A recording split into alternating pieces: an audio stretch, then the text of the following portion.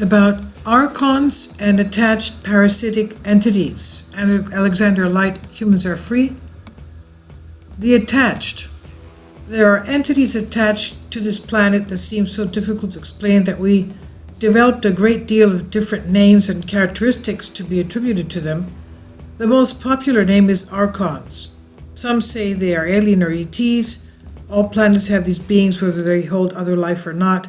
The only reason your writer feels it fair to call them aliens is that they're not natural but rather attachments that have come from somewhere else.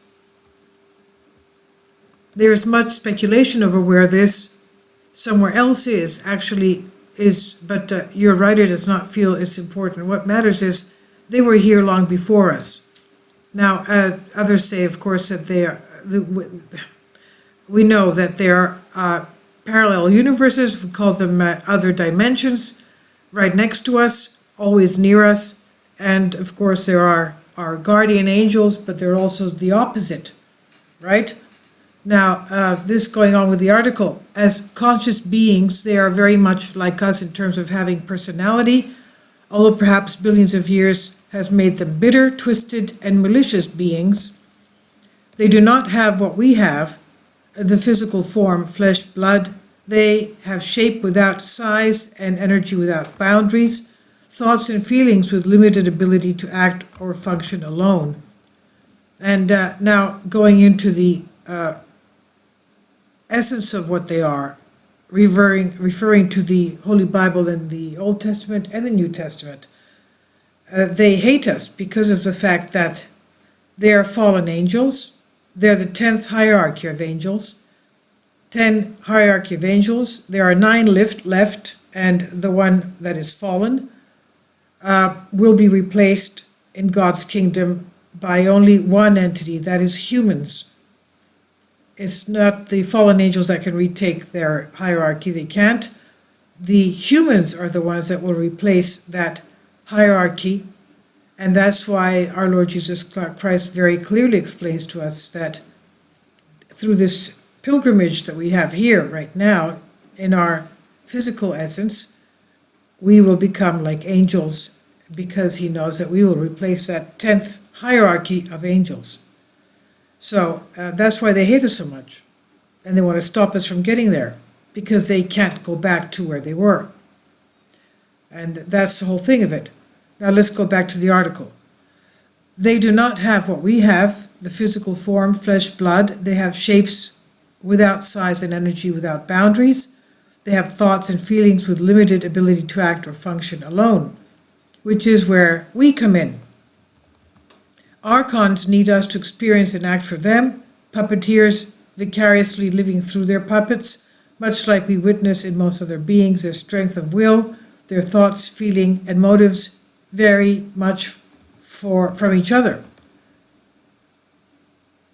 At the same time, they are united. They help to feed each other just as they do themselves.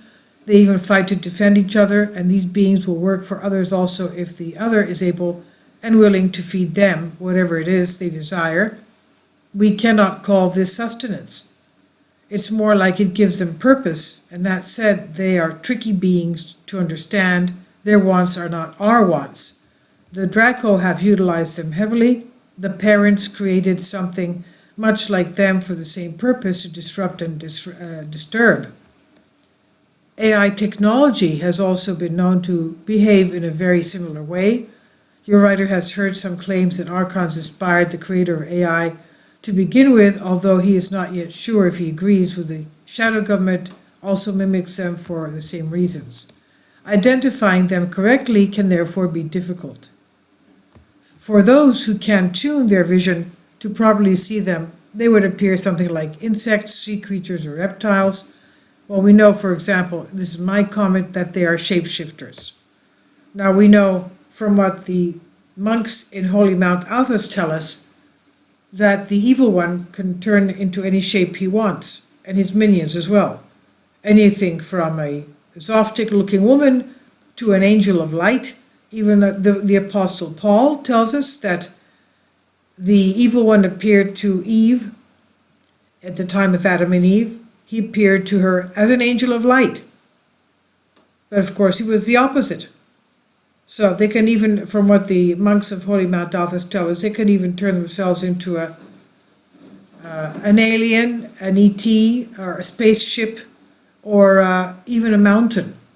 Even a whole mountain. Can you imagine? So, going back to this now.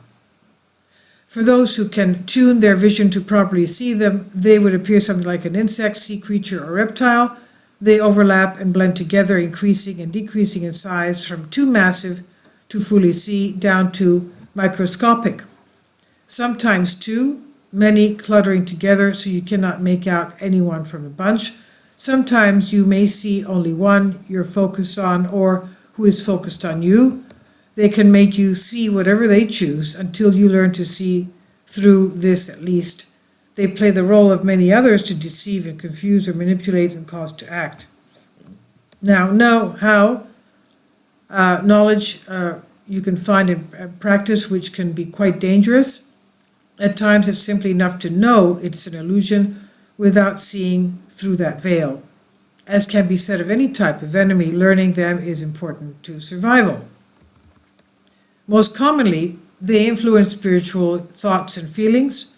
They're likely responsible for a majority percentage of insane people. Like a computer virus, they infect the mind and eventually spread, if unchecked, into the heart, becoming a parasite-like attachment. They can even create your dreams. While the Draco studies, mimics, as well as uses them, should be obvious.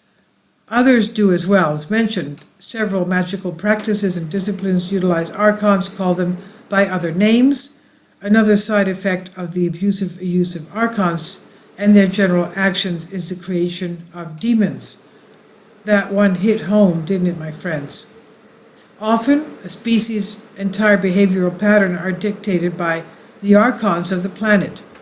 Their influence is often dismissed by populations or instinct or as part of their nature, quote unquote. It becomes part of the responsibility of the true keepers of each planet, the life forms she supports and brings into full being, to turn away the Archons and force them into starvation. That topic could be a whole other writing, and so your writer will leave you to contemplate. There is a counterbalance, of course, to all of this. Although these beings need us too, they only do so as long as we feed the Archons. Removing parasites can be tricky, and there's much information around to help in this regard. The best way in my book, and I know personally and our people around me, is confession and Holy Eucharist. That's the way to get rid of them. Confess your sins and Holy Eucharist. And the way they stick to you is by sinning. That's the fastest way, especially if it has to do with sins of the flesh. Now, going back to this article. The Archons have accomplished terrible and incredible things on the various planets that they're attached to. They are not meant to be here, but they are. Something we will have to address in our own time. They're attached to this planet, attached to her. She does her part until we can match her efforts. The side effects we will succumb to until we reclaim our responsibility of sovereignty.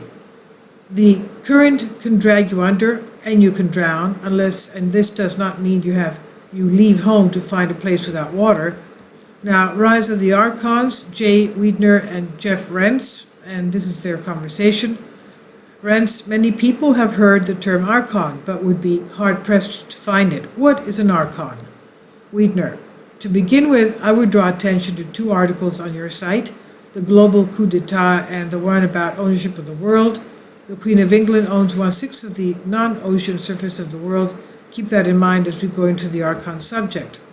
The Archons were whispered about in texts after the burning of the Liberty at Alexandria, the library, of Alexandria. That's Alexandria was the city established by Alexander the Great. It was around the area of the Nile Delta, and it had a beautiful library of ancient writings, and that burnt down. So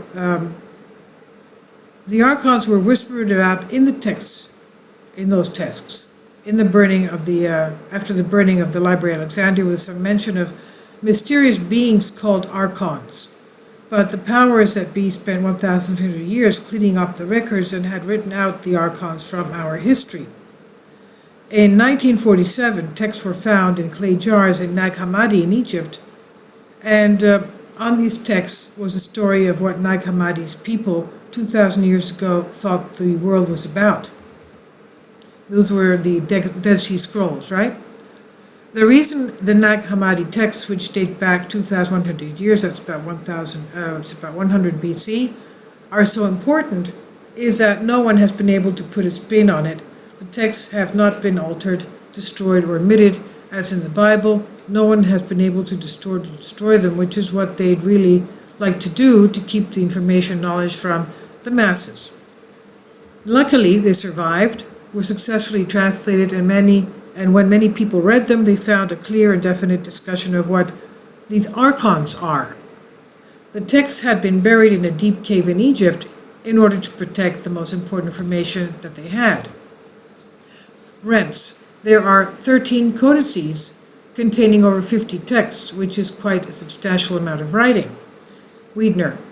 A highly descriptive document of an entirely different world from the one we know. People don't realize that 2,000 years ago, there was a religion on the planet called Gnosticism, which was the biggest religion on earth at the time, was vying with Hinduism. You could go take a university course on the history of religions now and wouldn't even find the mention of Gnosticism. The Nag Hammadi texts provide a description for what the Gnostics believed. Gnostic is a Greek word meaning knowledge, gnosis. Gnosis, that's where the word know comes from, K-N-O-W.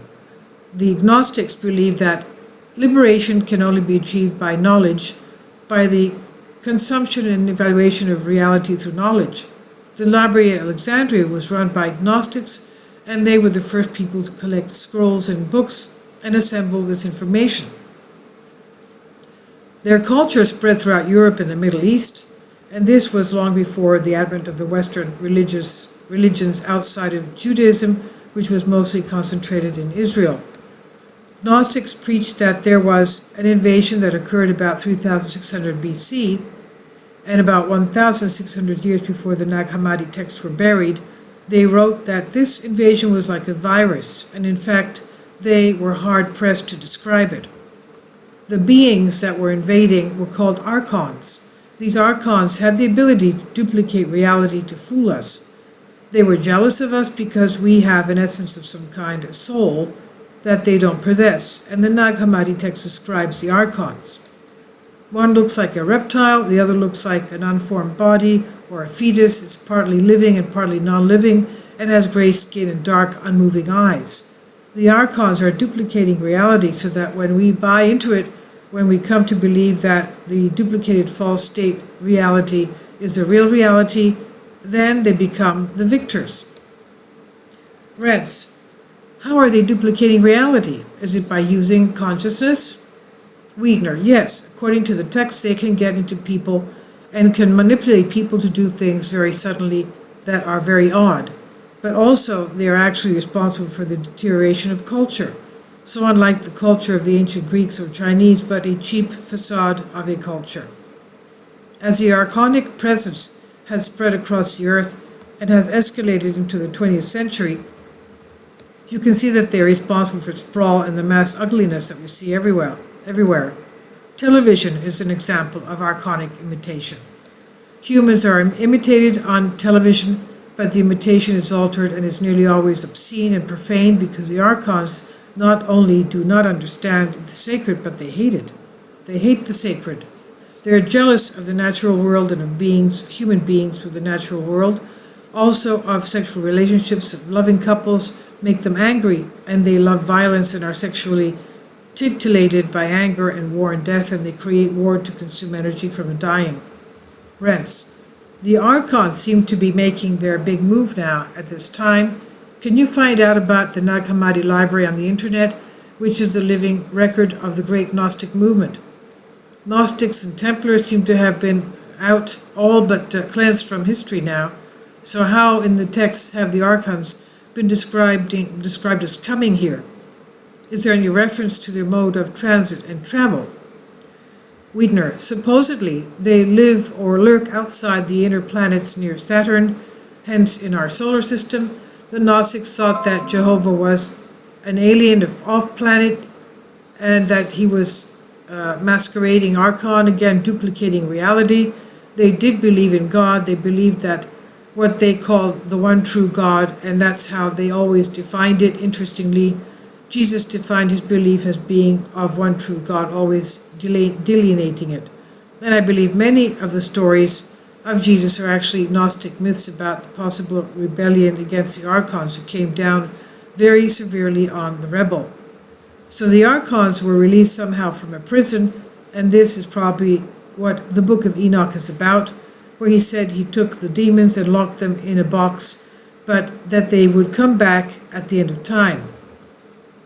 Jesus was very interested in relating this idea that something was going to happen at the end of time. So you see the illusion going on, and then we see also that when Zechariah Sitchin translated the texts, the cuneiform tablets, that the Anunnaki are probably also the Archons. So we can learn more about the Archons by reading about the Anunnaki who came here and altered us genetically, using our DNA so that they could make slaves of us. So we can work out a picture of what these archonic forces are. They were somehow successfully quelled, and they began their reemergence, and they are as close to immortal as we can understand. That's why their plan is so precise, but they needed time to gain power, because the people of the earth were essentially Gnostics who were resistant to and didn't believe in the quote-unquote religion that was being foisted on them, where they must be fearful of an angry, warlike God. Eventually, the forces conquered the last of them, and now they're pretty much in control of the system, getting ready for the final gleeful, sarcastic orgy of despair and horror imposed upon humans, which is what they like. So, following Tim Rifat and his horrific description of what is about to happen, this is very appropriate, very accurate, because this is exactly what they want to occur. When I did a show for the History Channel last year, I shot it so that it would not end up making people fearful. I shot it so that it would not have any fearful footage, and they went behind my back and they shot more footage without my knowing, and they filmed this special, for which I was one of the producers, resulting in 2 hours of terrorizing fear. This is the head of a major network. I think the Archons are involved in some bizarre pornography where they are here and they are preventing us and enjoying every last second of it, and we're letting it happen, and I don't know if there's any escape from it, because now they've made it almost desirable to be violent and perverted and sick. Rents. Ask any young person what their life is like, and you will hear much of what Jay Wiedner is describing.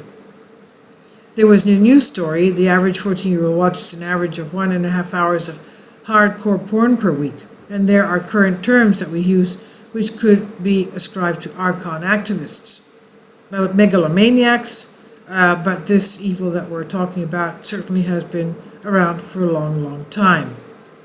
Wiedner. It's highly organized and beyond human, and one of my reasons for delving more deeply into the subject was that I could see that the organization was just too effective and too general to be earthly, and that's when I found John Lamb Lash's book, which I highly recommend, called Not in His Image, about the Nag Hammadi and the Archons. We must realize that we can tell which ideas are the truest by how much they are repressed. When they are suppressing an idea, a language, or individuals, or way of being, you know you have access to truth, or that individual is portraying the truth. The Gnostics were completely wiped out. One group of people that were exposing that they were being invaded by these duplicators, these Archons, were wiped out of history. They were wiped out completely. They called them pagans and other names, but that is not what they named themselves, which was Gnostics, who were very knowledgeable. They knew that the center of the galaxy, millions of stars, they knew how far the sun was from the earth. They were incredibly advanced people, and the undertow of this one war god of religion spread across the entire world, and now it's going to burn itself up in a conflagration where all the religions are going to do away with each other, which has always been the point. Now, I really hate to say this, but we have all been fooled. The whole idea that some kind of savior will come to save us is an Archon trick to make you think that you don't have to do anything about your present situation and no accountability. Maybe some supernatural force will come, but I think you have to look at how this oppression occurred and why it was written out of history. When you begin to look back, you realize the early Christian from the Christianity from the time of Jesus to the time of Constantine the Great, 310 AD, they were preaching that they did not worship Jehovah, they worshiped the one true God. It could be argued that the early Christians were actual Gnostic followers of Jesus instead of what we today call Christians. The entire New Testament was completely written by Constantine, and all of the information on the Archons was removed, and the ideas of Jehovah being a cruel God were lessened. This is a fact. The Nag Hammadi texts are older than the New Testament by 400 years. The New Testament that we have today was not concocted until around 350 AD, and when you go back to the Nag Hammadi, it does not have the sin factor. They say what they really think. Rents. The issue of someone coming here to save us, whether it's the second coming of Christ, spiritual master, or E.T., which may be the most sorry line of them all, this is the most damaging of all, to take humans off the hook of responsibility. Reader, I agree. It's an absurd, abused relationship. What these religions have done is beat us with a stick with nails, and whilst they are beating us, they're telling us that they love us and that they are doing it because they love us. It's a trick, a reversal of reality that the Archons are always doing. They are always trying to convince you that war is peace and love is hate. Everything is always backwards and the ultimate in this duplication. Once you can see it, you are able to see that everything is being turned into a head over heels con trick where everything is reversed. I don't know how we get out of this except we talk about it and people are very afraid. Even scholars who know about the Archons are very afraid to talk about them in public because you attract archonic energy by even mentioning them, but at this late stage in the game, we have to start thinking about who is fooling us and why they're doing it and study what the ancients had to say about all of this. Rents. Many people look into the media, not the mainstream media, for information. So who are these Archons now? These are Talmudic Zionists to a large degree. They are part of it. Perhaps they are the central core of it, and we need to start looking at the name values, looking at the name values are and where the DNA says that they came from, the Tsarian Empire. They adopted Judaism, using it like a stick to beat people and hide beneath at the same time, which is a great tragedy for truth, honest, and good-hearted people, and there are millions of them.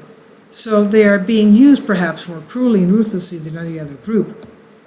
And this is a summation, a valuable thesis as to why there's so much cognate evil on the planet and why so much pain the last century. Well over 100 million people gone, something feeding physically off the energy of these events, and very lustful, very dark, satanic entities apparently well in the hands of these beings. They have made their plans long ago and intensified them over the last 200 years, and they pulled it off. And they're doing it without any stealth now. They're pushing it in the faces of an ever dumber and helpless populace. Did the Gnostics leave any strategies in the Nag Hammadi texts or anywhere else, or any ideas to attack or subvert this evil? Wiedner.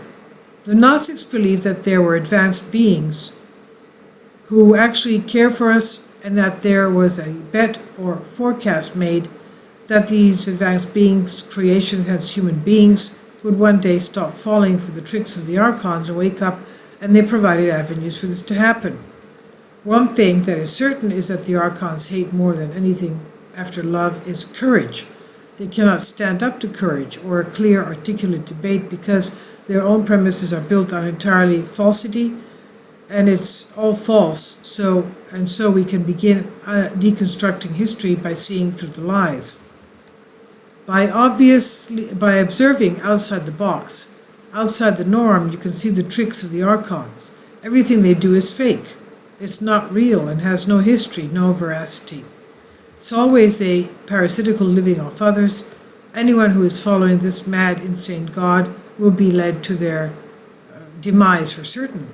So if you think there's a reward for you for serving the Archons, I assure you there is not. As they hate courage, stand up to them. They will try to destroy, try to tear you down, do everything they can, but nothing makes them shudder in fear more than someone standing up to them, and they always overreact to it because they are cowards and terrified themselves. They don't believe in an afterlife, and there may not be an afterlife for Archons, but I think there is for humans, and that humans are a divine principle. It's also what the Gnostics say, and we were gifted with intelligence and reasoning, and that is what makes the Archons so angry and jealous of us, because we have this innate creative intelligence. We can almost solve any problem. Now, solving the Archon problem may very well be the test. The final test of humanity is, can you define the Archon problem and solve it? The thing that will solve the Archon dilemma more than anything is to love each other unconditionally. That just drives them out of their minds. They cannot stand familial love or the love between man and woman, and that's why they do all these things to destroy the pureness of it. If you look at the path of modernity, it's one attempt after another to remove any sense of purity, even from the children. Now, it's really hard for them because children of 6 or 7 years old who watch television see things that probably no human should ever see. The same thing is true about the horror films. These are all archonic tricks to desensitize people so that they create even higher levels of violence when that point becomes necessary for them, so they can become satiated. Because that's what they're doing, drawing energy from us because they have no intrinsic assets. Rents, the whole idea of the Archon-controlled media is to desensitize the masses and reprogram them with the most base of drives and instincts. Reader, I don't watch television, but I was at a conference recently and switched on the television in the hotel room and was bombarded with people getting, all types of conflicts and impurities of the flesh. Now, rents, I won't have a television in my home and got rid of it over 21 years ago. Wiedner, television images are the fastest way into your mind. Rents, the saddest thing is that this is all self-policing. They understand how masses work perfectly in peer pressure. They understand the drive of young people defining themselves in order to be accepted by a group, and they know that no one wants to be threatened by expulsion from a group. So we get stories like the one last week. That I'm not going to go into that. Wiedner, it happened to me in school. I had to play stupid so my peers would get along with me and would stop beating me up. Rents, intelligence is viewed as arrogance and conceit by those who don't have it or don't want it. Wiedner, they are against gnosis, they are against knowledge. The defining myth of Western mythology is that Adam and Eve could not eat of the tree of knowledge. Not only that, but if they did eat of it, they would surely die, yet they both ate of it and they didn't die, so he wasn't even telling them the truth. The essence core myth that we're being told from the beginning is that we are to stay stupid, and if you attempt to smarten yourself up, you would be punished. The central myth and the reason we're caught in this nightmare world of abused relationship where they beat us up while telling us how much they love us and say, don't worry, some savior somewhere is going to save you. You didn't have to do anything, just lay there because it's going to come in an alien spaceship or the clouds or something. Rents, many of the photographs pictured of leaders say they have something like a halo light above the head. Anyway, yes, Reader says yes, that the thing with the Archon is as soon as you get rid of one, they will trick you and just produce another face. I'm not saying we shouldn't believe in the spiritual world, I do, but I'm saying that we have to be a lot more discerning about what is being forced upon us. Rents, I'm seeing the most primitive behavior now rising up as more of the second and third world climbs up the metaphorical ladder. Reader, if anyone thinks that we're not being targeted by foreign powers with current state weaknesses, well, they are out of their mind, rents. If they have any minds left to get out of any more, we're heading towards a conflagration, as you say. There's no question about it. When and how, we don't yet know, but please do prepare. We're talking about food protection, common sense, growing your own food. The Archons have made it very difficult for anyone to live a healthy life because of the constant toxicity pumped into their bodies, the air they breathe, the water they drink. But beyond that, but also through energetic subjugation of the masses through cell phone radiation, all kinds of ELFs and EMFs, Gwen towers, HARP projects, including mobile HARPs that can be set up anywhere. So there is a tremendous amount of these technologies, even 5G now lately. All of the telephones, all of the media can come through the electricity into your homes. Everything can be carried over the electrical grid, as we know. The issue is, they know that too. Sources are the ruiner.com and Humans Are Free via jwiedner.com and rents.com. And this is on Humans Are Free by Alexander Light, and it's Creative Commons.